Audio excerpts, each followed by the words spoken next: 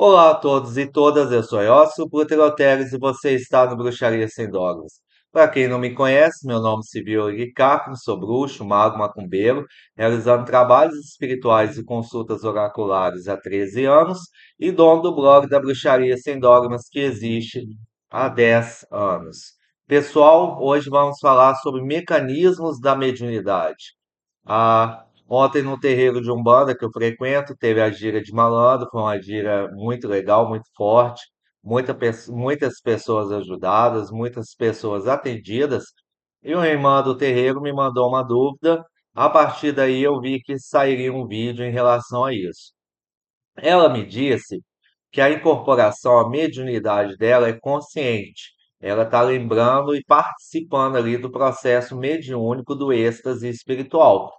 Ela diz que nessa última gira ela foi tomada por movimentos involuntários no corpo, girando, manifestando movimentos, né, do malandro, e que ela ficou até com medo de acontecer alguma coisa, porque ela estava perdendo o controle da coisa.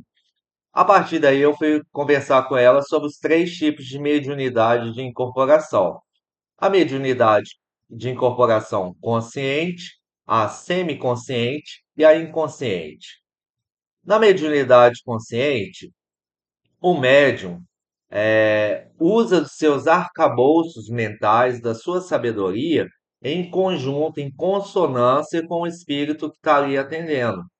O médium, a partir de então, ele exerce a sua mediunidade através da manifestação do espírito, passando pelo filtro consciente dele, das suas emoções, do seu pensamento, e da sua sabedoria e da sua consciência. O que acontece, né? Existe um outro tipo de mediunidade que é a semiconsciente, que é como eu me considero. A gente tem os nossos processos mentais, mas eu sou tomado por alguns momentos de apagão. E também, quando termina os trabalhos, é interessante você não conversar sobre as suas experiências para você apagar aquilo que você registrou da sua conversa com os consulentes, né? E existe a mediunidade inconsciente, na qual você incorporou ou um apagão, de repente você acorda e se vê ali que você fez um monte de coisa que você não lembra. Na incorporação dos guias, né, a gente tem algumas variações de inconsciência a consciência a semiconsciência. Entretanto, né, eu já fui do Candomblé. No Candomblé, quando tem a festa dos orixás, as festividades que são feitas ao longo do ano, né, que faz parte da liturgia do Candomblé, quando tem um médium ali que está participando, está incorporando as entidades, mas ainda não incorporou o orixá, quando ele é tomado pelo orixá, a gente fala que a pessoa bolou no santo. Ela paga, ela não lembra de nada, mesmo que a mediunidade dela com caboclo, com boiadeiro, com Exu seja semiconsciente ou consciente, na incorporação de orixá no candomblé, quando você bola no santo, você apaga e volta e não lembra de nada do que ocorreu. Na época que eu estava no candomblé, eu bolei no santo e aconteceu um monte de coisa, eu não lembro de nada. Acordei com uma senhora idosa batendo um ramo de ervas na minha face, falando umas palavras, e eu voltei e falei: o que que aconteceu? O que eu estou fazendo aqui? Eu não lembrava de nada. No candomblé, quando a pessoa bola no santo, é indicativo de que ela está pronta para fazer a iniciação. Ela fazer o santo, ela raspar a cabeça. Antes da iniciação, existe o ritual do Bori. Bori também é oferecido oferendas para os seus orixás que são consultados no búzio. Você também fica recluso na camarinha. Você passa por processos, por exemplo, comer com as mãos sem garfo e faca, oração para tudo, para tomar banho, para tomar um líquido, para almoçar, para jantar. Você é preparado e ocorrem ritualísticas. Então, o orixá vem comer em cima do seu orelha, colocado um. É como se fosse um manjar, tem a cauda de ameixa, né, para Iemanjá, que é a dona de todos os orixás, de todas as cabeças, enroladas numa folha específica, colocadas no alto da cabeça. é feito corte de animais no alto da cabeça, a pessoa fica cheia de sangue, cobre com pano e vai ser reclusa. Eu participei disso, e como eu disse aqui no meu vídeo, 13 anos de sacerdócio, como eu cheguei até aqui, eu falo dos motivos que me fez sair do candomblé. Eu cheguei a fazer esse ritual, o próximo seria fazer o santo, que é um pouco mais rígido, mais tempo preso na camarinha, mais tempo com os orixás comendo acima da sua cabeça. Mas por problemas que ocorreram no meu terreiro, eu acabei saindo, tive minhas práticas individuais, hoje eu estou na Umbanda. Então, quando você é tomado por um orixá no candomblé, você apaga, você não lembra de nada.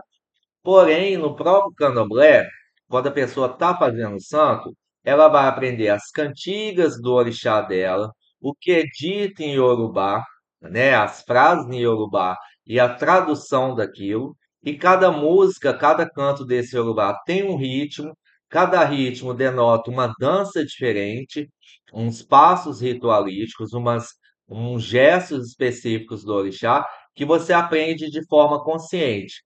Quando você sai do santo feito, aí tem a festa para sua saída de santo, e no momento que toca para o seu orixá, você vai fazer direitinho os passos, as danças e os gestos correspondente ao que você aprendeu, mesmo que você esteja inconsciente na incorporação do seu orixá.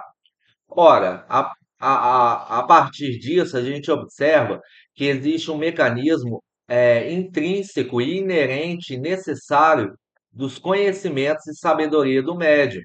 Então, se o médium não aprende as cantigas, não aprende qual dança fazer em cada cantiga, quando ele for sair vestido de orixá no terreiro, no barracão, ele não vai dançar da forma certa, ele não vai fazer os gestos corretos. Então denota aí que mesmo numa incorporação de orixá, que a pessoa é tomada inconscientemente no candomblé, necessita o aprendizado dela consciente enquanto médium. Então, por exemplo, você está lá atendendo no terreiro incorporado. Chegou uma pessoa com um problema de saúde, ela está fazendo o tratamento médico, ela está tomando as medicações, mas o caso dela é um caso sem solução e ela está requerendo a ajuda espiritual para se curar, para se salvar. Se não for possível a cura, que seja possível pelo menos a amenização do sofrimento da pessoa. Então, o que que acontece? Se o guia que está ali está incorporado em um médium, por exemplo, totalmente ignorante, analfabeto, não conhece biologia, não conhece nem célula, nem o que é um DNA, o que é célula, os conceitos disso. Se uma pessoa chega com um problema de saúde, esse espírito vai ter as limitações de conhecimento e sabedoria do médium para se expressar e atuar em prol daquele que busca ajuda. Se, entretanto, esse médium, ele é um médico formado, ele estudou, se formou, conhece os conceitos e práticas da medicina, se ele, como médium, que é um médico, chega uma pessoa com algum problema de saúde, ele vai ter todo um repertório maior de falas e ações em relação à doença da pessoa que procura aquele tratamento espiritual, porque o tratamento tradicional da medicina ocidental cartesiana não está funcionando. Então a gente vê aí que muitas das coisas, mesmo com o espírito atuar de forma inconsciente no médium, depende do conhecimento e a sabedoria individual que cada médium tem. Daí a gente vê as nuances e entretantos, né? Então, assim, o que é aconselhável? Você, como médium, estudar a espiritualidade, estudar a técnica de magia, estudar os seus guias, para que quando o guia chegar, você possa exercer de uma forma plena. No meu caso, eu sou médium semiconsciente. Algumas coisas ali eu estou participando junto com o espírito, sou tomado por alguns apagões durante o atendimento ao público. No fim, também eu tento não ficar recordando o que eu lembro ali que eu conversei com cada consulente, eu acabo esquecendo, e isso é muito bom. Mas como eu tenho essa mediunidade semiconsciente, eu lembro de alguns momentos daquilo. Uma evolução natural. do médio consciente com o semiconsciente é chegar à mediunidade inconsciente, em que você é tomado pelo espírito e não lembra de mais nada. No meu terreiro, a única médium inconsciente que existe, é a nossa mãe de santo, ela teve os processos de consciência e semiconsciência, ela tinha algumas dúvidas, eu estou ali, é o meu guia, não sei o quê, até que os espíritos decidiram torná-la inconsciente para que ela não tivesse mais dúvidas em relação à fé dela. Isso eu acho que é um progresso natural no desenvolvimento mediúnico. Algumas pessoas continuarão conscientes ou continuarão semiconscientes, mas a tendência natural da evolução do aprendizado é você se tornar um médium inconsciente. E como eu havia dito no exemplo do orixá e do médium sendo um médico formado, a gente tem que o desenvolvimento pessoal do médium, a sua evolução espiritual, a sua sabedoria, o seu conhecimento, os seus estudos, tem que estar em dia para que, mesmo numa mediunidade inconsciente, o guia ali possua o máximo de instrumentos possíveis para ajudar o próximo. Então, assim, é, se você tá lá como médio semiconsciente, consciente, e de repente você teve uma incorporação bem forte, que você não teve controle das coisas, como essa minha irmã me relatou. Se você tem um desenvolvimento mediúnico, tem que ter alguma proteção ali sua para quê? Para o médium não cair, para o médium não se machucar, se ele sai rodando, batendo nas pessoas, batendo na parede, se machucar e machucar outras pessoas. Tem que ter um mecanismo ali de proteção à matéria. Então a gente sempre fala quando eu estou atendendo lá e a pessoa incorpora um guia, né? Eu dou as orientações para o médium, para o guia, para não deixar, para respeitar a matéria. A matéria não pode se machucar, não pode sofrer danos. Com a evolução do seu processo mediúnico, você consegue ter esse discernimento para não cair, para não se machucar e não machucar o outro. Esses mecanismos de incorporação são bem complexos e a gente aprende em anos, anos, décadas, às vezes 20 anos, para se tornar um médium perfeito. E a partir daí, como você desenvolve essa mediunidade, essa incorporação perfeita? Passando dia a dia, pés descalço no seu terreiro, participando das giras, participando das obrigações, participando dos afazeres do terreiro fora da gira, participando da maceração de ervas, participando de tudo, para que você, com o tempo, se torne um médium ideal para a sua espiritualidade poder ajudar o próximo. Então você não. Muita gente fala: qual é o meu guia? Qual é o nome do meu guia? Uma pessoa mesmo falou: passei por um quimbandeiro, ele falou que o Exu Giramundo está ali junto comigo e não sei o quê, vem me perguntar se o Exu dela é Giramundo. Ué, tem duas hipóteses. O Giramundo, que é um Exu antigo, que hoje não bate em muita gente, bate em muita gente. Ou ele está ali te protegendo, é um espírito ancestral que te protege, ou é o seu próprio Exu de incorporação. Mas a pessoa não tem o mínimo desenvolvimento de incorporação. Não abriu os olhos, não está falando, só está ali sobre o transe, mexendo, balançando.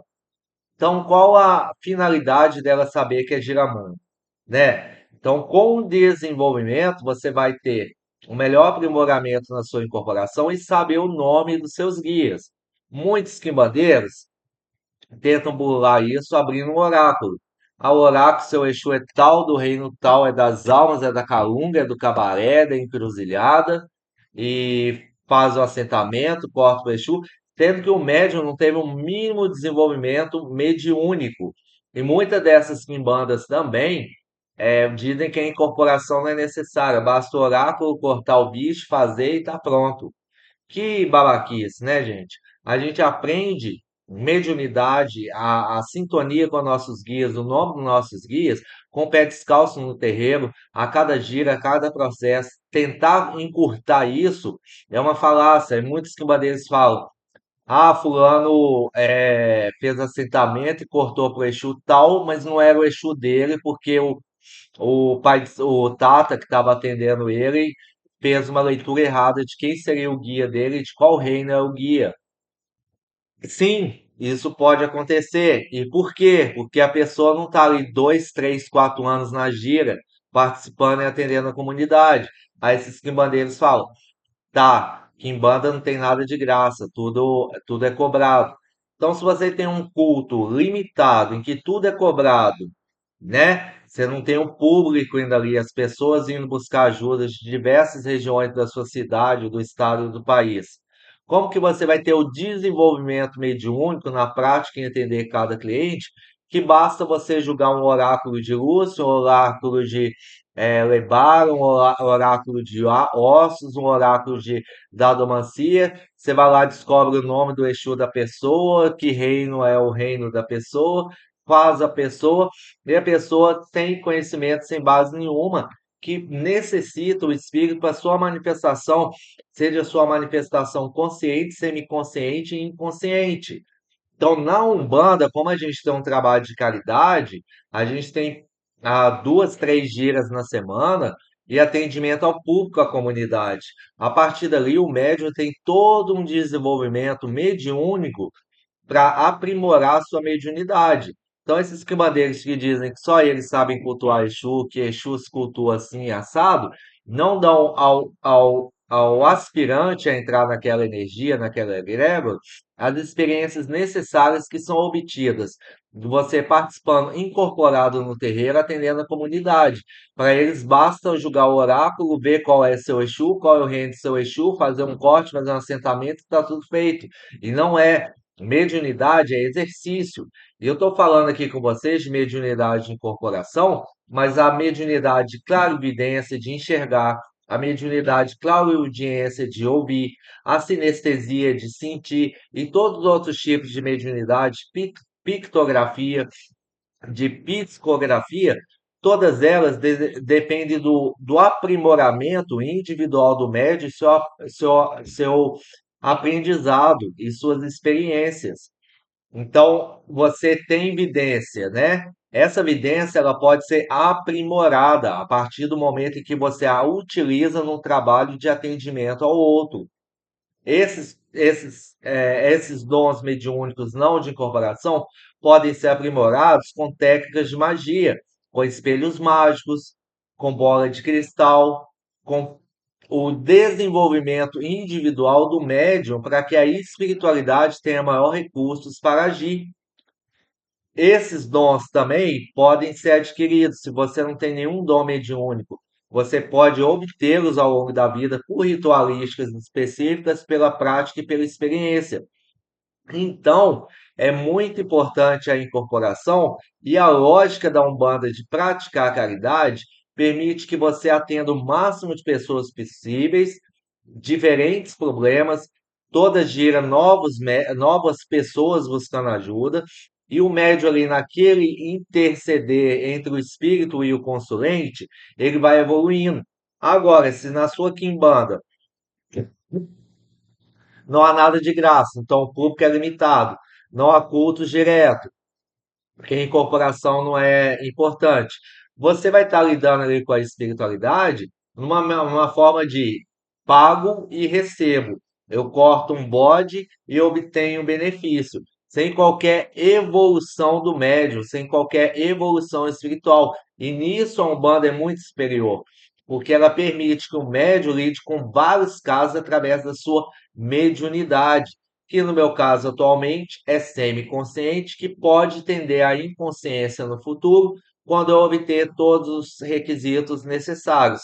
Ou a espiritualidade pode julgar não necessária, porque eu estou muito satisfeito com a minha mediunidade semiconsciente. Muita gente fala: ah, eu estou passando na frente do guia, isso é a minha cabeça, essa é a minha ideia, não é do guia. Fica em dúvida. E é um choque ali. Qual é o antídoto para isso? Você sabe que no terreiro chega muita gente querendo aparecer, chega muita gente mal intencionada. Então, como você vai saber se é você ou o guia? Primeiro, eu estou de coração, eu quero acertar, eu não estou aqui para enganar ninguém. Tive a consciência, falei algo que na minha vida ocorreu, que auxiliou o guia ali no atendimento do espírito. Então você vai começar a sentir cada vez mais confiança, porque você conhece o seu coração, você não está ali para enganar, para passar na frente, você está tentando acertar. E nisso a mediunidade consciente, ela funciona muito bem se o médium tem essa convicção que ele não está ali enganando. O mesmo para semiconsciente, o mesmo para a inconsciência. Aqui no meu terreiro, a única que possui é a Mãe de Santo. Então, assim, os mecanismos de mediunidade você aprende na lida, na prática, nas práticas diárias. E sem um atendimento aberto ao público frequente, 2, 3 vezes na semana, você não há possibilidade do médium evoluir enquanto médium, enquanto ser humano. Se basta cortar um bicho sabendo o oráculo qual é seu Exu, qual é o reino, que grande coisa é essa? Você está fazendo apenas feitiçaria, juntando ervas, fazendo corte, trabalhando com demônios, trabalhando com guia, mas sem o mecanismo do êxtase da fé, o mecanismo da mediunidade. E nisso a Umbanda é infinitamente superior a todas as quimbandas aí vigentes, tá? Então, falei da clarividência, os dons adquiridos. Muita gente considera o mundo espiritual, os espíritos são forças da nossa própria consciência, são arquétipos. Eu tenho um vídeo aqui falando sobre arquétipos, toda a minha crítica em relação a isso. Quem é um médium, é um espiritualista, é um espírita, é um médium que crê nos espíritos na vida após a morte, percebe o mais cedo possível que existe ele e existe o outro, existe o espírito.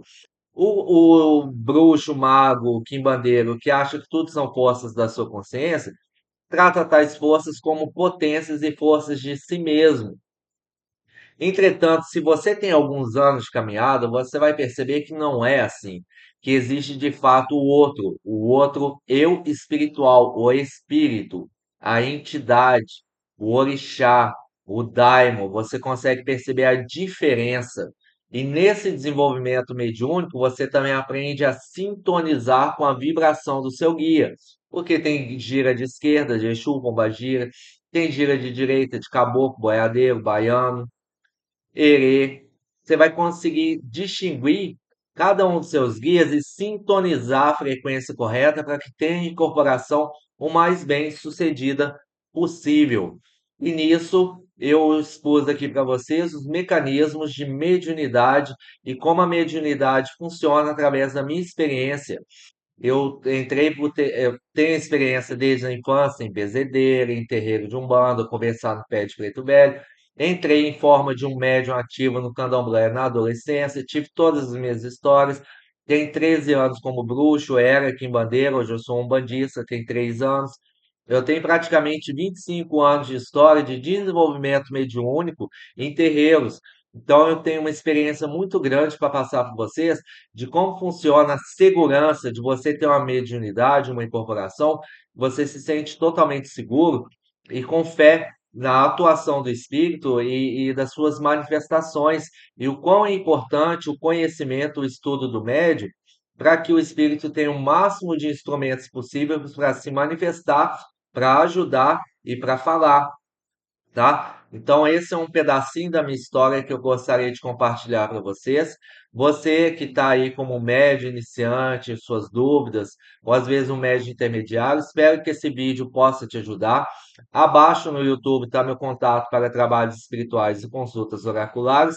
Nas redes sociais está acima o meu WhatsApp para tal. Eu trabalho com trabalhos espirituais e atendimentos oraculares há 13 anos para clientes.